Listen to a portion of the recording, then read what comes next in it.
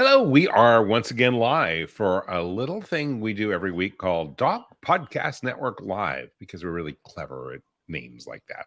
This is an opportunity for us to tell you the new shows that we have dropped from Dog Podcast Network this week.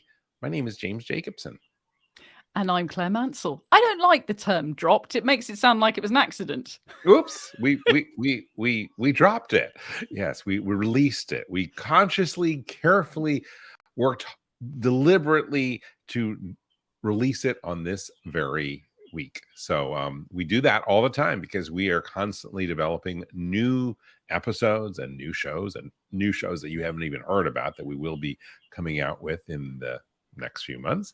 New shows that I haven't even heard about. Wow. There's so many little folks working here. There's so many people. You're making it sound like the Charlie and the Chocolate Factory now. That's it. I was trying to do leprechauns, and then anyway, there's a lot going on. It's because it's St. Patrick's Day coming up. That's what it's like infiltrating you. Luck of the Irish. But we are working on some cool stuff. But what have we dropped for folks to listen to and or watch if they prefer watching? Yeah, so we are doing this little podcasting experiment at the moment, which is Hound Headlines, and this is our unscripted show where we talk about dog-related stories during the week. This is not that. No, this is not that. The show called Hound Headlines. Yes, which is a podcast that we release. And we release it both as an audio podcast and a video podcast. And actually, if you were that into it, you could listen and find that they're slightly different. If you wanted to get like two takes, you could listen to the video one and the audio one. So the audio one is available the first time. You really want to watch it first and then listen to it and let it all penetrate, because it is really interesting content that probably is worth both an audio and a video to consume. We really want to make it easy for you to consume Dog Podcast Network shows in whichever medium you like, whether it's just to listen to while you're walking or to watch on your video, and then probably have it minimized while you're doing other stuff on the computer. Yeah. So the audio version is available on our normal Dog Edition podcast channel. So if you are a subscriber to Dog Edition, then it just will automatically download for you when the new edition is released.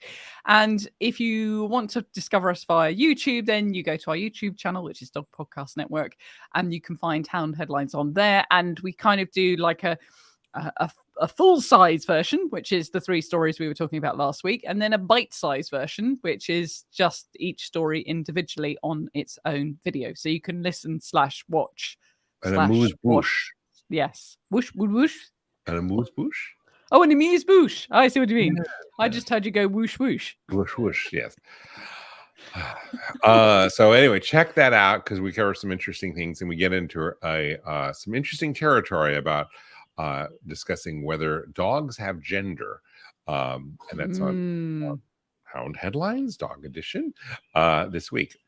On Dog Cancer Answers, we have a episode about pain control for dogs after surgery, where we don't speak with a veterinarian. We normally are speaking with veterinarians. This week, we are talking with a certified veterinary technician, someone who you probably spend more time talking to when you go to your vet than the veterinarian themselves. Her name is Tasha McNerney, and she is really focused because what vet techs can do is they can have specialized focus, not just like they can do everything, and then she has a particular focus on pain management. It's a really good conversation. It's relevant, obviously, if your dog has cancer, or in general, if you ever have a dog that has pain related to any host of things, you want to check out that episode, and that's at dogcanceranswers.com. And this also touches on all sorts of it's not just drugs. So things like how diet can support healing, and ice or massage or therapies like laser acupuncture and home exercises. So it's not just which drugs should they have. It's a range of things, which I think is quite good. Right. Now your favorite man is in the news again this week. Yeah. And he comes from your part of the world. He comes from the United Kingdom. He is a man who spent a lot of money, a lot of pounds to get outfitted in a dog costume, A because really convincing dog a costume, not like a really convincing yeah, not sort of like something you would get from a dressing up shop, you know, that you would wear to a party or wear in a pantomime. He looks like a dog. He looks like a dog who's slightly not right. It's really weird, isn't it? Because he's like, you He's can tell he isn't a dog, but he looks like a dog. and he has a YouTube channel. His name is Toko. Uh, Um, Is he British? Because I know you just said he's boldly British. I thought he was Japanese. probably with a name like Toko. Yeah. You keep talking. I'll see if I can find out the answer. I take that back. He is. I've seen his costume. I haven't seen him because he looks like this very very. He looks like a dog in his costume. And he is now spent more money, because I think he spent over £12,000. I think it was done. It was from a British paper, so that's why I'm like, it was probably not. I think it is Japanese.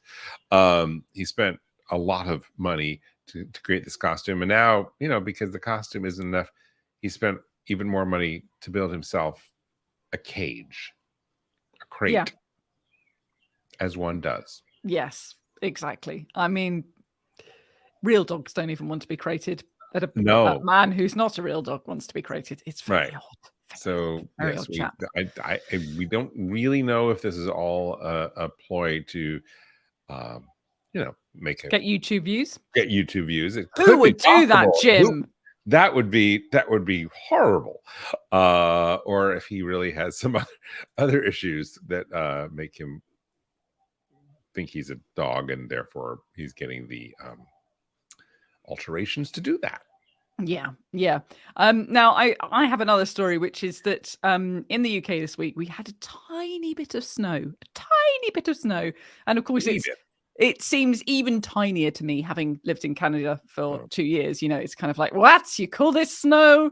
And the UK tends to get very excited when we have any form of extreme weather. And so this week, the RSPCA, who I'm a big fan of, but they've used it as this is the Royal Society for the Prevention of Cruelty to Animals. They've used this as an excuse to sort of release this press release telling people how to look after their animals in the snow. Now, some of this is very sensible. It's things like, don't let them near the de-icer and stuff because it's toxic and things like that. But some of it is just like, do we need to be told this? They're saying, get them a special coat or jumper to help keep them warm, because it's cold every year. It doesn't matter if it snows. They still need the coat or jumper.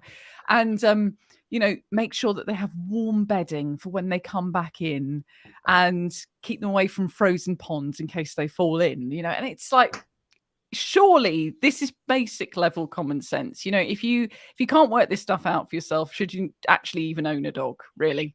Do you think there's too many do you think part of this is that there's a pressure to create content that has some sort of news hook? Yes. So like the RSPCA was like, we need to let people, remind people that we exist, and we'll leverage the fact that there is a little bit of snow. So we'll talk about basics. 100%. And that's why I sort of don't blame the RSPCA for this, because as I say, I'm big fans of them and I see what they're trying to do. Yeah. But maybe the news hook. And newspapers have got so few journalists now that they'll just print anything. So it's kind of it's a vicious circle, isn't it? But I want somebody to stand up and go, this is nonsense. Let's not print stuff like this. We have more quality journalism. The thing is, we live in a society where there's such a dearth of content to consume. It's really helpful when people create a lot of extraneous content like that. No. Yeah, exactly. Yeah. So so that's our take on what's happening this week. Tell you one thing I did want to tell you about, Jim. The latest on Maple, because anyone who's been listening to the live will know that it's now nearly 3 weeks since she cut her leg on a piece of broken glass, which was, she was so good about it, but it's been a really frustrating 3 weeks because she can't run and she can't go off the leash and all that kind of stuff. But we had 4 more stitches out tonight. There's only 3 left in her leg, and maybe they'll come out next week. And The one thing I did want to mention is my fantastic vets, because I had a quote at the beginning of this, which, was a lot of money. But the wonderful thing is, every time I've gone back in for them to check on the stitching and stuff, like I did tonight, they've said, no, don't worry, that's all included. It's like, oh, thank you. So they've been great. Does he know about this big ass that we're making coming up? Do you know they've got so many people working there? I don't think I've seen the same person twice, and I don't know who's going to be putting her under for the op in May, who I need to ask about the tongue measuring. We'll find out. Well, what we're talking about, if you haven't heard it yet, is in this latest episode of Hound Headlines, we cover a story about the dog who has the world's longest tongue, according to the Guinness Book of World Records. And Claire believes that Maple actually may be a contender for it. And so when Maple undergoes anesthesia to get fixed, Claire's idea, and I fully support it, like in the most supportive way possible, is to be in the surgery measuring Maple's tongue and watching the procedure. And as I say in the podcast, that will be the least invasive part of the procedure from Maple's perspective.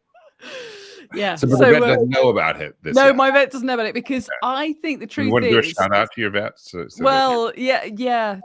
Alpha Pet. They are fantastic. Alpha Pet in Chichester. They I don't know who's going to do it, and I don't think that they know who's going to do it, because it's like, well, it's in May that she's booked in. Yeah. So they probably haven't assigned the surgery yet. Oh, so will I be there? When in May? Oh, maybe you will be there. We could do a DPN live where we measure. Against better Jim. I don't know. We'll have to work this one out. We'll have to get the BBC involved too, because this could be a Guinness. And I'm going to be so disappointed if it's like 1.5 inches long. I think it's not. It's not. Okay. And so you really believe we're not hyping things? Yeah, I'm gonna send you a picture. Longest tongue. I'm gonna send you a picture, Jim. Okay. So this is if we're not reaching for content, unlike the RSPCA, this is good stuff. Yeah. So stay tuned. We will we will keep you abreast of all the developments on determining whether or not Maple has the world's longest tongue. News you can count on from us at Dog Podcast Network. Anyway, that is it for today. Thank you so much for joining us. Please check out all of our shows. You can find them at dogpodcastnetwork.com. In Maui, Hawaii, I'm James Jacobson. And I'm Claire Mansell in London, England. Take care. Aloha.